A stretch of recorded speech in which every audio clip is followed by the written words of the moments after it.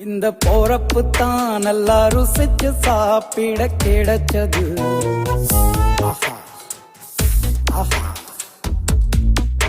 அத நினைச்சுத்தான் மனோ உலகம் முழுவதும் பருக்குது. அட சுட சுட